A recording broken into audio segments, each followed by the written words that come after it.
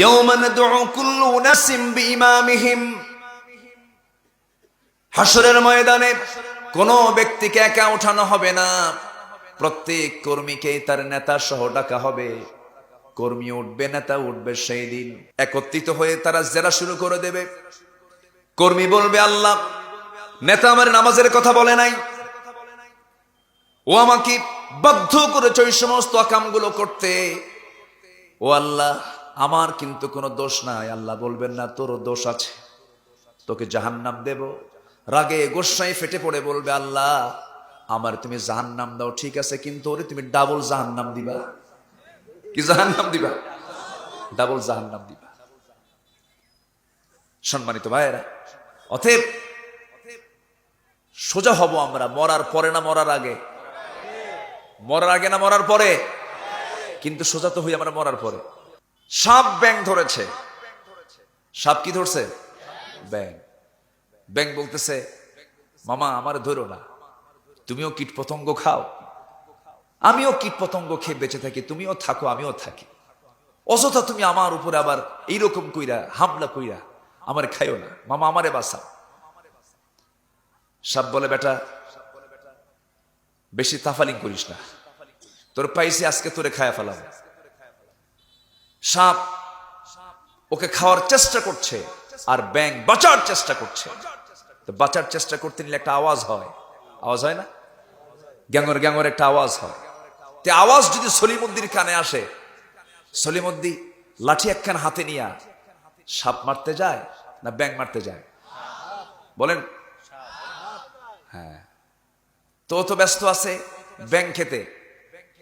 ব্যাং তো জিকির আজগার করতেছে, আল্লাহ আমারে বাঁচা, আশেপাশে কেউ আসো নাকি, আমি তো মাজলুম। সলিমুদ্দি এসে সাপের গ্রীবা দেশে ঘাড় বরাবর মেরে দিয়েছে এক আঘাতে।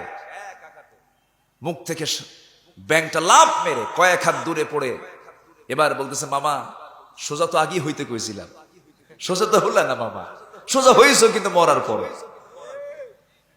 মরার আগে সোজা হতে হবে। ওয়ালা তামুতুন্না ইল্লা ওয়া আনতুম মুসলিমুন। মুসলমান হয়ে মরো, আল্লাহর পরামর্শ এটা। খাঁটি মুসলিম হয়ে তোমাকে মরতে হবে, মুনাফিক হয়ে মরলে হবে না, মুশরিক হয়ে মরলে হবে না, কাফের হয়ে মরলে হবে না। কাফের কিন্তু কোনো গোষ্ঠীর নাম নয়, মুশরিক কোনো গোষ্ঠীর নাম নয়। এগুলো কিন্তু মুসলিম পরিবারেও মুশরিক আছে না নাই? মুসলিম পরিবারেও কাফের আছে না নাই? মুসলিম পরিবারে মুনাফিক আছে না নাই? আছে। আমি কখন মুশরিক হয়ে গেছি, আমি কখন মুনাফিক হয়ে গেছি নিজেই বুঝতে পারি না। আমার ভাইয়েরা, এই জন্য আমাকে আপনাকে সবার আগে এই কিতাবের সঙ্গে সম্পর্ক বেশি করে রাখতে হবে। কোরআনটা আমরা জেনে শুনে পড়বো। জোরে বলি ইনশাআল্লাহ, আরো জোরে বলি ইনশাআল্লাহ। জেনে শুনে পড়তে হবে। তাহাজ্জুদ পড়লি যে আপনি আল্লাহওয়ালা হলেন তা নয়। এরকম বহু তাহাজ্জুদ গুজার আছে, এই এলাকায় আছে কিনা জানি না। বহু তাহাজ্জুদ গুজার বলে, হুজুর তাহাজ্জুদ পড়ি। তাহাজ্জুদ গুজার আছে, তাহাজ্জুদ পড়ে, সুদের কারবারও করে। এটা মনে হয় নিয়ামতপুরে নাই, আছে নাকি?